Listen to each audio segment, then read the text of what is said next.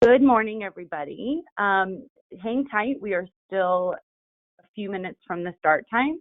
So we're going to just give folks a few more minutes to join, and then we'll go ahead and get started.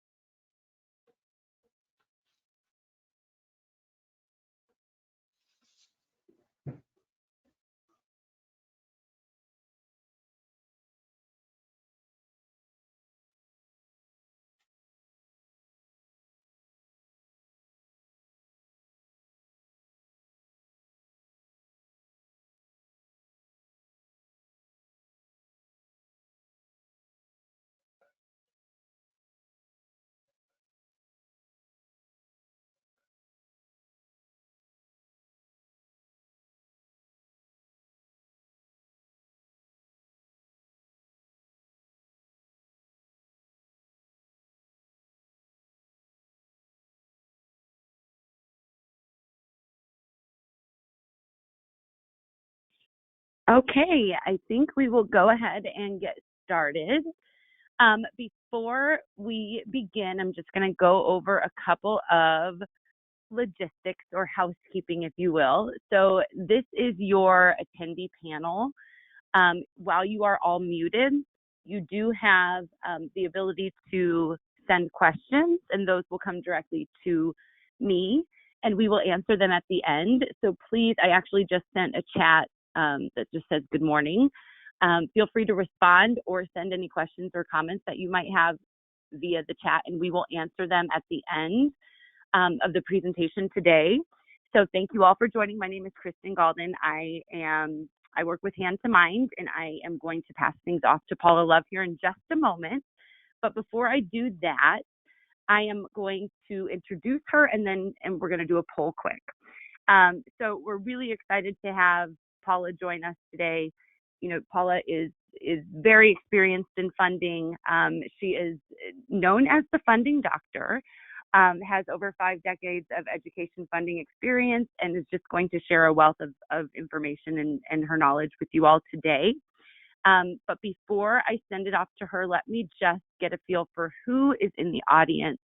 So you're going to see a poll pop up on your screen, and I would like you to choose the role that fits you best, and then we have one more that sort of is more about your funding.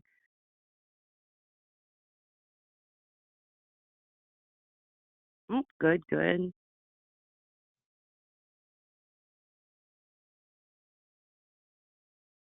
Okay, just to show everybody, looking like lots of other and administrators and curriculum and instructional coach. And then we have one more here. So this is more in regards to what would you say that either your district or your school has purchased the most with federal funds? And really, you can include any funding opportunities. That could be core math or ELA, RTI or special needs, supplemental assessments or technology, or professional development.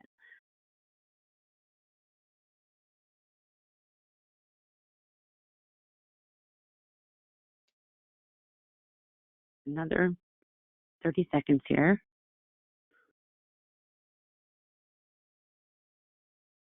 My prediction was that many of you would say core math or ELA programs, and that was correct. A little bit of assessments, PD, RTI, and quite a bit supplemental. I will show you that for a moment. This is sort of where we are.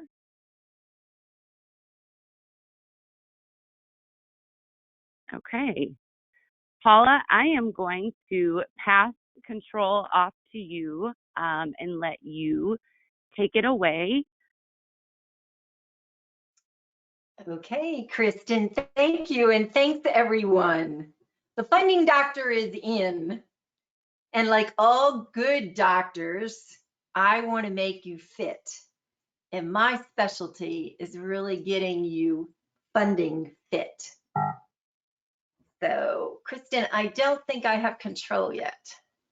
Okay, let me try it. Let's go to the next one and then let me shoot it over to you again and see if it works. Okay, you should now. Okay. All right. I appreciate the time that we have together today, folks, and I really appreciate your responses on the little survey that we did. That was very, very informative and goes along with one of the slides I'm going to show you a little bit later. But let's do some funding maintenance with our time together to ensure what I said, which was your funding fitness. And we're going to begin our discussions today with some grounding on how and where funds come from. And seeing this funding flow is so important because it enables you to take full advantage of all of the funds and the opportunities that exist out there. After that, we're going to explore some changes that have happened in funding and how you can maximize some of the flexibilities that are out there and jump through any misconceptions of using funds. And we're going to end our session with a prescription for action, where funds are now and where they are in the future, because this begins your bridge into funding fitness and to really make a difference for our students and our learners. And I'm still not able to switch, Kristen. Still not letting me. Okay, thank you. Remember that feeling of panicking for an upcoming test? If any of you can recall, you may have felt this way before. What's the right answer? Maybe there's even a clock ticking, and that really creates additional panic in your mind. And sometimes when we think of grants, we might have that same kind of panic feeling. How do I explain all of this in 250 words or less? Or perhaps answer all of these questions in just 25 double-spaced pages? How do I sum up my style, convey my win theme, and really look at how my project is different from others? But really, folks, what matters, what it comes down to, is really what the funder wants to hear. What will make them say yes and give your project some cash? The anxieties that we often fear in preparation, time, and other stressors that face us when we think of grants don't really have to be there. We can ditch them if the belief is in what we are proposing. If what we are proposing is valid, then it is worth the time and the effort to go through and do a grant. I want you all, no matter what on this webinar, to keep writing and keep pursuing opportunities for funding that's out there, regardless of whether it's a yes or a no. But it would be so lovely to hear from you by email and say, Dr. Love, I got a yes. Yes, they loved my project, and yes, they will be sending me money. By the way, folks, this slide says RFPs. RFPs means request for proposals. And in this case, we're dealing with requests for proposals in grant applications. So let me try again, Kristen, see if I can switch it. Okay. We're going to do a little, we're going to do a little funding flashcard right now. So kind of thinking what I want you to do, my whole intent in this is to really encourage and inspire and activate you to keep you funding fit. So right now, as we're thinking about funding and diving into the funding landscape, I want to know if you can relate to some of the surveys that were out there about those people that had formal training. So in this particular funding flashcard, what we're finding out that a survey found that public sector employees, that the estimated ratio of those who work with grants and those that have not had formal training might be A, 1 in 17, B, 1 in 5, or C, 2 out of 3. So think about that for a second. And now let's switch to the funding flashcard. And we find it's 2 out of 3. If you feel kind of out of sorts sometimes with funding, and maybe you haven't had any specialized training, there's a lot of people that don't have that training as well. Does that mean you don't pursue grants? Absolutely not. That is not a showstopper for you to continue on. Recently, there was a LinkedIn blog, and in this blog, and it was in January, they noted the top 2 skills of employers, and they were creativity and persuasion. And whenever I think about grants or other reports, these 2 skills really surface for me. Let's think about these skills, the creativity and persuasion, along with writing a grant application. Grant writing can offer a balance between creativity and persuasion. It can enable you and me to approach the task of writing with a fresh and exciting and a positive outlook. The same holds true, and this is important, folks, whether you're writing a grant application, a book, or a school improvement plan. Recently, a local author in my area came to me and he contacted me about his book called Jack's Christmas. And he wanted me to write a testimonial for it. So I had to approach this request from being very creative, but also persuasive manner. This was an exciting tale for really children of all ages. And as I read the story, I realized that the author had used his creativity and his persuasion to leave me with this warm, cozy feeling of belonging at the end of the story. And the story just abounded with teachable moments such as safety and security and perseverance, science and natural environments. But Jack the Rabbit really came alive as he slipped and he slided on his way home. And what a heartwarming homecoming it was. I'm grateful to have joined Jack on his adventure and his exciting trip home, but I'm equally grateful for creative writers that bring the warmth and joy to writing. So what I want to say to you is take a look at the opportunities that we're going to discuss today and those that you might find in the future, because they're awaiting for your creativity. Grants grant you the opportunity to bring new and exciting learning to your students. Start small if you've never done this before, and then use your creativity and your persuasiveness to write a proposal. It all comes down to explaining what you believe in your project and how you can persuade the funder to invest in your creativity. I live in Western North Carolina, and I love to see the beauty from my horse's back in the mountains as I go along rivers and creeks and streams flowing, and those mountains are everywhere. The mountains seem to give way to the water that comes from many sources. And when I think about this, I also think about grants, because grants flow from many sources, and there are mountains and mountains of opportunities that are available for you.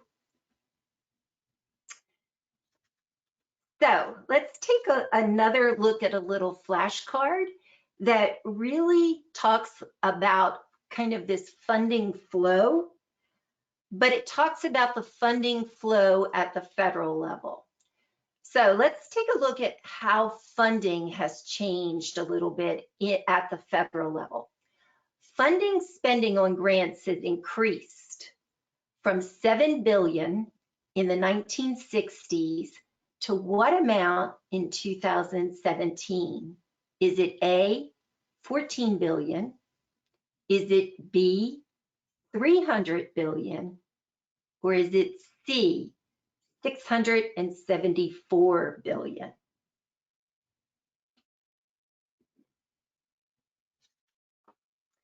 If you said C, you are exactly right. So many opportunities, and that is since 2017. Just think about the opportunities and how they've grown, and we're going to look at some of those near the end of this presentation and how those opportunities exist just in education alone. But let's review some of the information on where that funding flow comes from. If we look at this slide and we look at public funds, there are funds such as the Department of Education, the National Science Foundation, state agencies, and other areas that the state may have, such as Homeland Security. Those funds come to us either in two forms, in formula or competitive.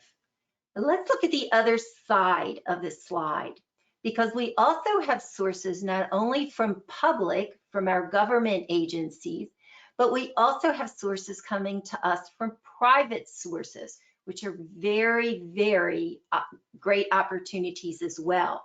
They come from corporations, from foundations, from even individuals, from families that might give money. But the form that those private funds take, look at where they go. Only the competitive side.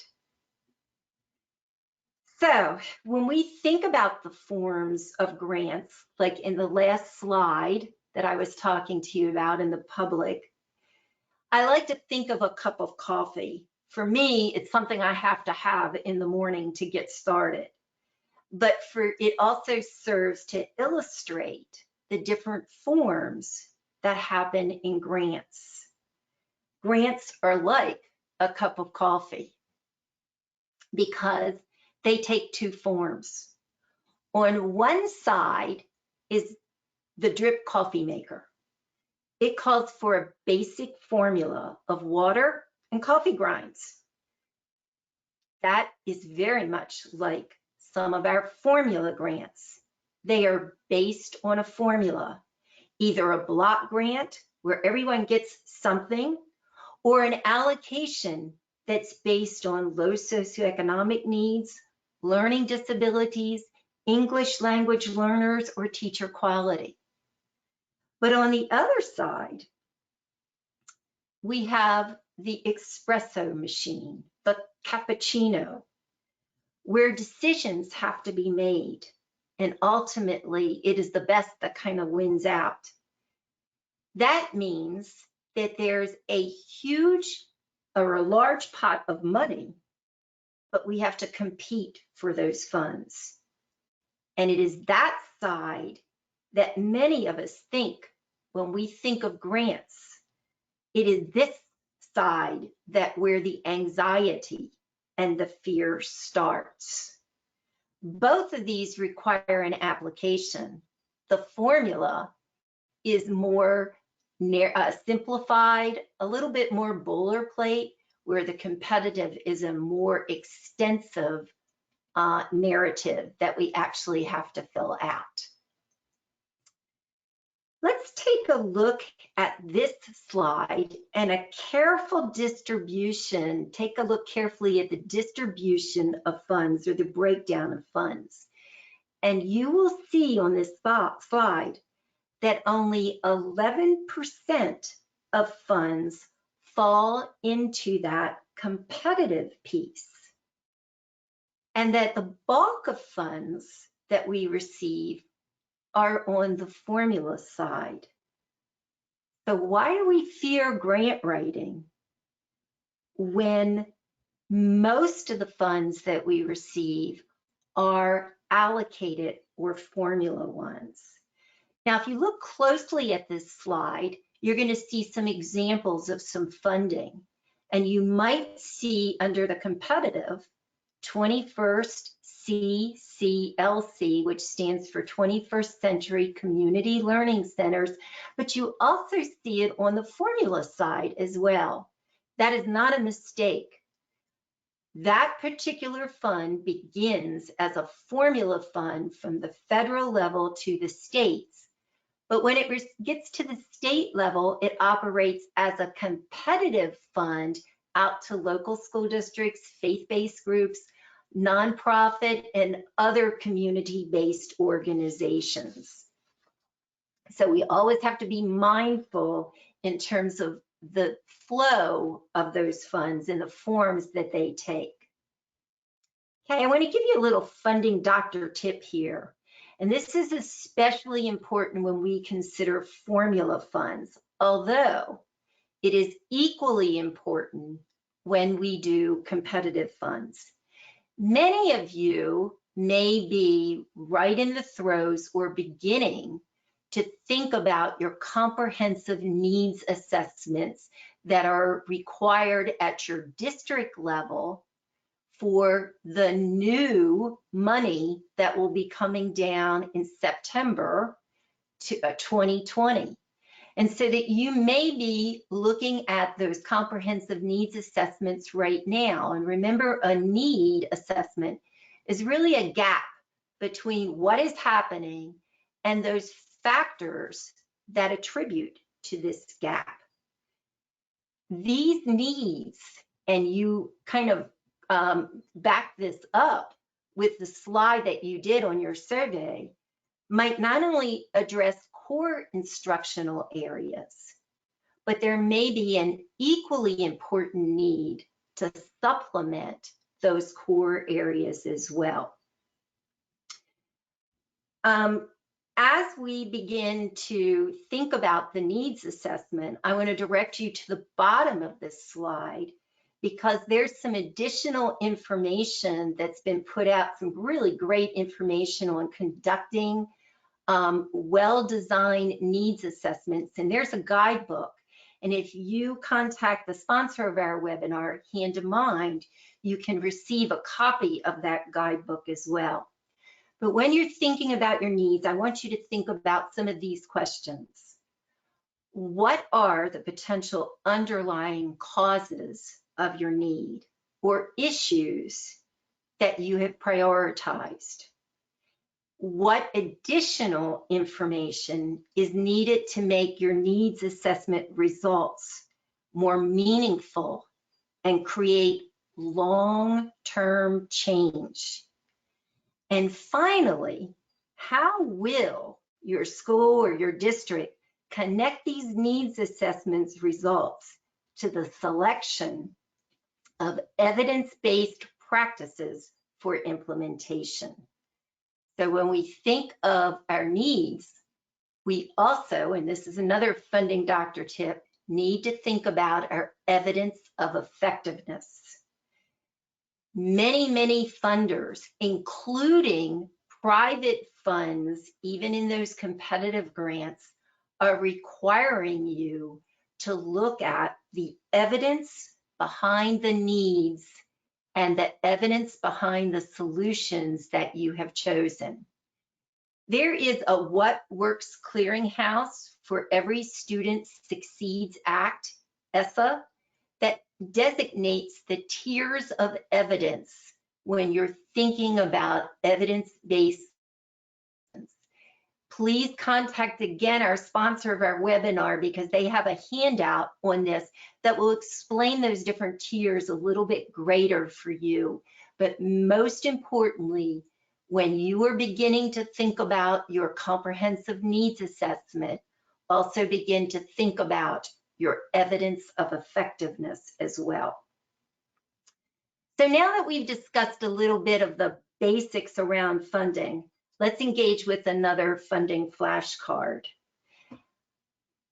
Funding and education legislation, policy, regulations, and funding can be found, a lot of it can be found on the U.S. Department of Education's website at ed.gov. Most education policy is decided by A, Elementary and Secondary Education Act, ESEA, B, Every Student Succeeds Act, or ESSA or ESSA, C, No Child Left Behind, NCLB, or D, state and local levels. So what are your thoughts? Well, let's flip our flashcard over. Goodness, did you know that you had such power in policy and decision making? Because it is at the state and local levels. On December 2015, there was kind of an earthquake that happened in education, and we called it ESSA, Every Student Succeeds Act. And what this did was it ushered a new twist into the roles that we play. It shifted responsibility for decision making, and look at some of the fallouts. Take a look at the state level. States are now responsible for things such as school improvement, their standards, and then take a look at the local. Grants to meet local needs. Remember those needs assessments that we talked about? Those comprehensive needs assessments, how they're tied back in? Some new roles for you at the local level and in the work that you're doing. Let's take a look a little bit further, because this shift from the federal to the state level, especially in decision making, lessened control, allowed more flexibility. That earthquake that I told you before in the educational landscape. Now, states have power and authority in policy and in funding decisions. However, this newfound power and authority sometimes has created confusion and uncertainty.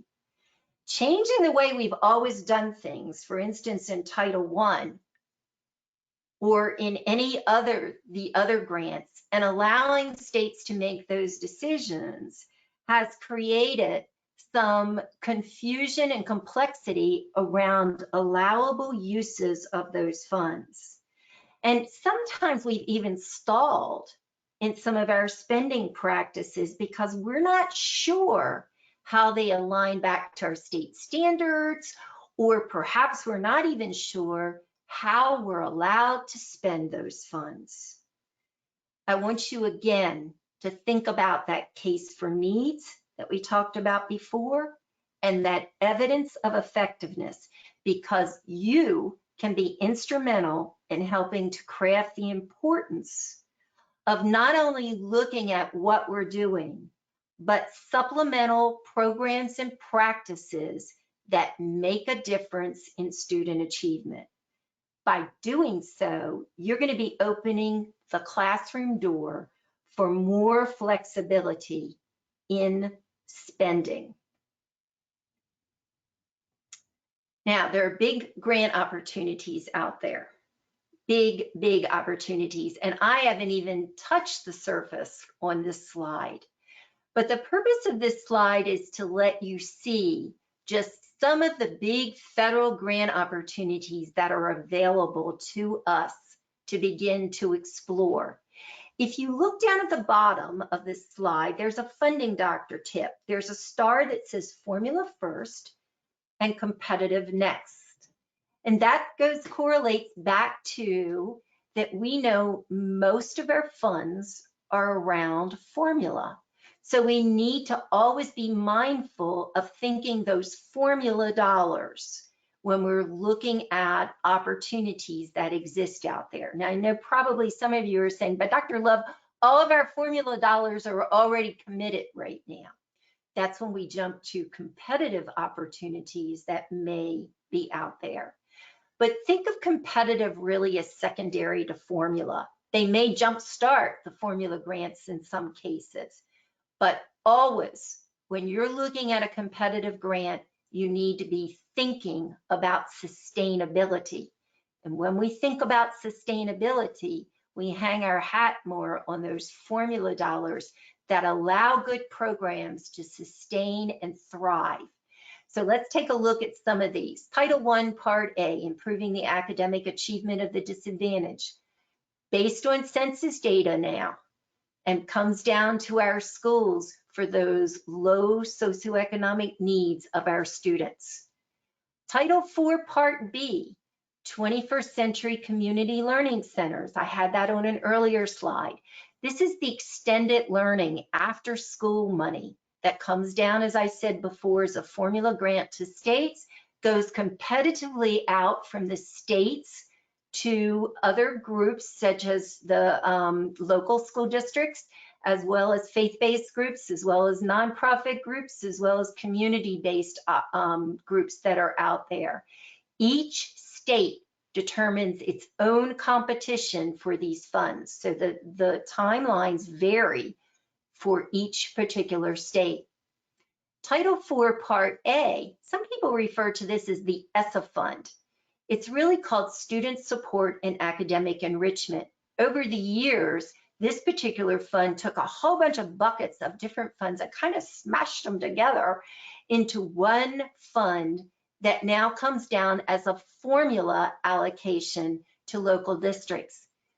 More than likely, it follows the path of Title I for a lot of our low socioeconomics, but because there are 3 phases of this fund, well-rounded, which really looks at the whole child learning. Another phase is really looking at healthy school environments and school safety.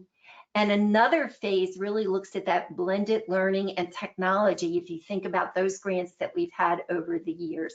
Because it focuses on those, many states give an allocation to all districts, not just to those Title I districts. And finally, the Comprehensive Literacy State Development Grant. We saw this grant come out. There were awards last year on this particular grant, and it was a competitive state level grant. And guess what? Now it's coming down to districts as a competitive LEA literacy grant. So again, be mindful of your state and when those grants are out, because a lot of the states that receive this money are right in the midst of sending those competitions out now. So when we think about these funds and we think about the misconceptions that might be out there, we often get stuck in those, what are those allowable uses of those funds? So as we think about the formula funds, but also think about competitive funds, we need to remember that opening the classroom door that allows for flexibilities and supplemental support means that we really need to focus on the funds in this way. For instance, number 1, does your project meet the intent of low performing schools or special needs students or rural schools, whatever the intent of the funding is? Does it demonstrate evidence-based or data around effectiveness?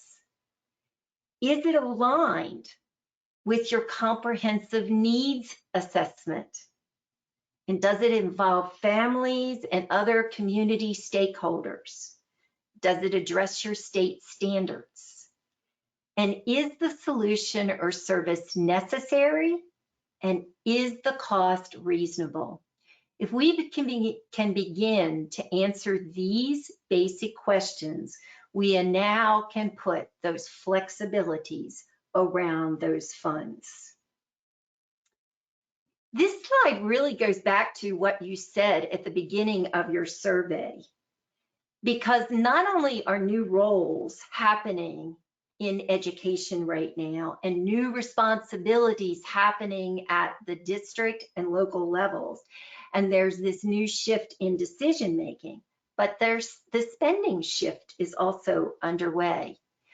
When we worked originally with No Child Left Behind, there was an emphasis on core spending, and that's where you see in this 2005 slide the dominance of core spending. And then around 2010, we gave rise to a lot of digital courses, digital solutions. But now what we're beginning to see is an increase around supplemental and supplemental services and other kinds of things. So it is very, in this slide is very much correlated with a lot of the things that you said on your survey. Some states are really even thinking beyond to leverage their resources and make greater advancements for their students and local communities right now. And they're thinking flexibility. And right now there is a grant application out. It doesn't have money attached to it, but it is an application called the Education Flexibility Program, or we call it EdFlex. It encourages local innovation and returns power back to the states, and it allows states to waive many of the regulatory requirements around funds in order to better serve students. And these states are really not only looking at meeting the needs of their students, but also looking a lot of times in meeting the needs of their local communities. So they're very locally driven. In January of 2020, 4 states were announced to have these rethinking and reuse of their funds through flexibility. And they are Massachusetts, North Carolina, Texas, and Vermont. Perhaps you're in one of those states, and if you are, be aware of your newly found even greater flexibilities. But if you're not in one of those states, look for some more applications to be approved, because the EdFlex grant program is still available and will be available throughout for states to continue to exercise their ability to rethink and relook at their student achievement, as well as locally driven opportunities that exist out there. So I feel, folks, that it's a happy time. It's a real happy time in flexibilities to fill the gap.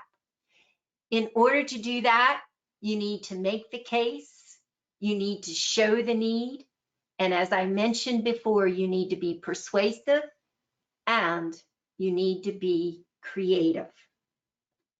So let's take a look at another funding flashcard, because now we're going to move into where can we find those funds.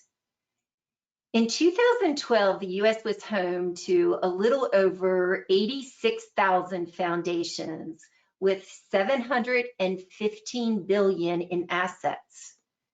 So how much money did those foundations give in terms of money that was donated to help the public and education? Was it A, 22.4 billion? Was it B, 52 billion? Or was it C, 102 billion?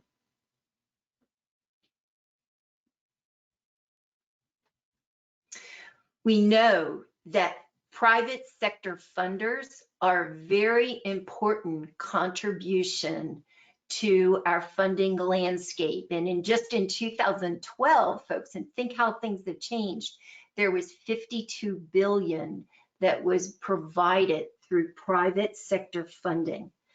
But funds abound everywhere. There are so many opportunities that are out there. As I mentioned to you before, the good news right now is many of our formula grants are on the rise. So as you begin thinking about your comprehensive needs assessment, begin thinking about that funding is going to be up in these areas. Look at Title I gets an increase. The Individuals with Disability Education Act, or our special needs students, again an increase. Our Title II-A, supporting effective instruction, where we really think of teacher quality and leadership, also that professional development opportunity, an increase. Title III, our English language learners, an increase of funding. Title IV, student support and academic enrichment, also up, that ESSA fund that I referred to you. Title IV-B, the 21st century, also up. And TRIO, if you're not familiar with this is our post-secondary opportunities that bridge between our secondary programs and our post-secondary programs, especially for you, those of you that are at that secondary high school level, have access to a lot of the TRIO funds that are out there as well.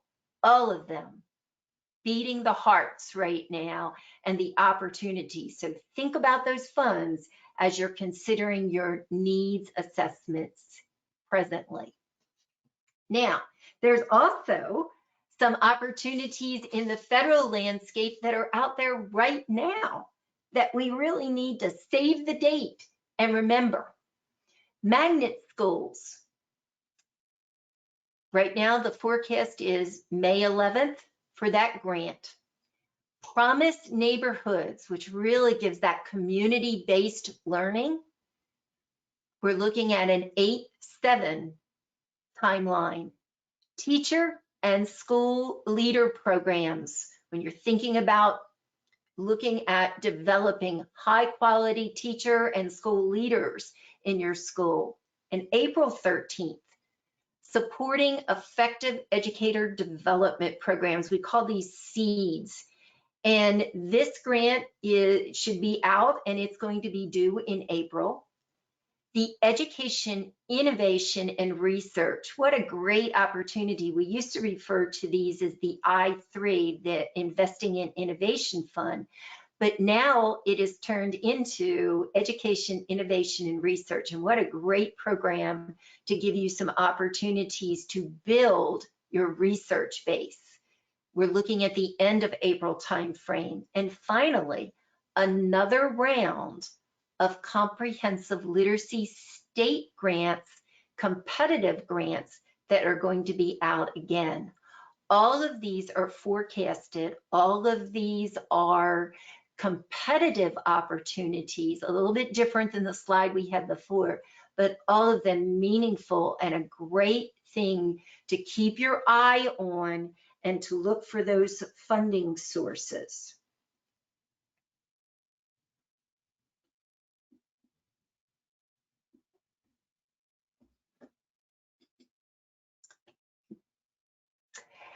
There is a website that you may want to go to. It's called Grants Alert. There's other opportunities that are out there, but there are some free grants available for you on this site to get started, to kind of jumpstart your way into finding current opportunities for your school and your district. So if you're looking for some areas or some smaller grants that you can begin to jumpstart your opportunity, take a look at that website. Whenever we're looking for funds, it is important to find the right match. My company is called rfpmatch.com. I like to think of us as the funding matchmakers because we're so making sure that whatever funds that we're looking at are the right match for us to pursue or work with folks in pursuing. When you think about the match, you need to have some basic elements in place. And many grants right now are requiring logic models.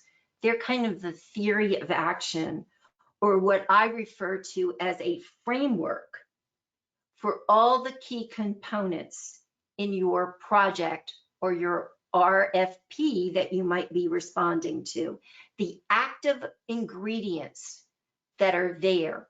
So before you begin looking, think about the logic behind your program. Then begin looking for the right funders. They could be public, they could be private, but as you begin looking, also be mindful of the timeline considerations to make sure you have sufficient time to put a well-crafted proposal together. And then take a look at the funder's mission, what they hope to accomplish. Spend some time getting to know what they funded in the past so that you know what kinds of programs they are really interested. Do they only consider specific populations? Those are very important considerations when you're finding the right match. And be honest in your assessment. Is this the right opportunity for you to pursue before you go and start down the path of filling in that request for proposal? So today, we know that funds are flowing, that flexibility really can help us, and that funds are there to supplement that student learning, which many of you said was an important aspect to what you were looking at in the future, and maybe as you have some leftover funds this year. So your funding prescription for me, as we wind up here, is use your creative ideas and persuasive skills to make a difference in the learning outcomes for your students. And now I'm going to turn it back to hand2mind because they are a partner to lend your hand and their minds to help you. So Kristen, I'll turn it back to you. Thank you, Paula. I appreciate that. Really good information. Before we wrap up, we have hands-on solutions for all content areas. If you are in need of or looking for supplemental resources that are easy to use, engaging, that are going to bridge the gap in, the core instruction that we are often using, I encourage you to go to our website, reach out to your rep. We have something for everybody. One of my favorites is Daily Math Fluency, which, coming from a core publisher, I know is definitely something that, isn't integrated into a lot of the basal programs out there. So definitely take a look at what we have available. We have some new literacy products as well, and STEM. So there's a lot of options, and they're all going to be focused on keeping your students engaged, giving them active learning opportunities, making sure that every student, no matter what level, no matter what background, what learning needs they may have, is accommodated by meeting them where they are. We also just want to take a moment for Q&A. And Paula, I do have one question. Okay. That is, are there any funds available right now for STEM? There are, and it was funny that you say that. There's a lot available right now, folks, out there in STEM, and a lot of it depends on your state. But let me give you some private funds that I know, and then I'll talk about a big federal fund that is out there right now. The America Honda Foundation has a grant that is due, and they usually do it every year. It's not due until August 1st. So the timeline is certainly doable, and it is a great opportunity if you're looking at STEM, because they do a lot of support around STEM. The Toshiba Education Foundation also has a lot of support around STEM, and those grants are out as well. But there's a big federal grant. In fact, I was just sharing this with Kristen before we got on to our call. There's a big federal grant that I want to draw your attention to that has a specific emphasis on STEM right now. This grant is not for all LEAs because it goes to the schools that have military connected areas or military connected schools. So that means if your school is in a federally impacted area or you're in a tribal area, you have access to getting these funds, and they are throughout the nation. So it comes from the Department of Defense Education Activity, DODEA, and the grant title is called Promoting K-12 Student Achievement at Military Connected Schools. The due date is April 24th. There is a total of $20 million. Each LEA can receive from anywhere from $500,000 to $1,500,000. There are two focuses for this grant. The big focus is always around building those foundations for STEM and for STEM literacy. The other focus is around workforce development and life skills. So when we're thinking about social emotional learning, but there are two big focus areas. The STEM is a huge area, which goes to show that STEM is taking a very big priority in a lot of our federal opportunities, like the ones that I shared with you with education, innovation, and research. And even when we're looking at professional development and some of those professional development funds that are out there, there is, how do we do that in terms of, how do we look at that in terms of making a difference in STEM for our young folks? So STEM is a big hot button out there. Whoever did that question was right on. Take a look at some of those opportunities that exist out there, and I wish you so much success in going after them. Kristen, were there any more? I don't think so. I don't see any. Okay. Thank you. That was a great answer. But we do have just the Daily Math Fluency giveaway. So this is, definitely a product that we love and that can fit into any classroom. It's an easy, 10-minute routine centered around math talks and number strings.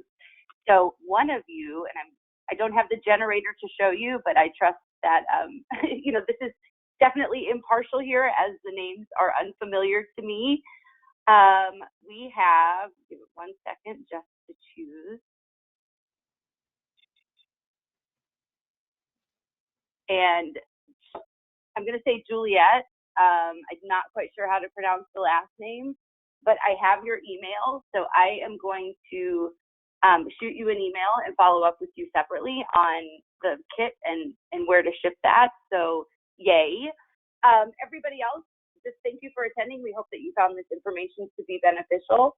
The recording will be sent as a follow-up, and if you have any questions at all, feel free to reach out to myself, your rep at Hand2mind. Paula, thank you. You did a great job. We wish you all the best of luck with your funding, and have a good day. Thank you. Thank you, everyone.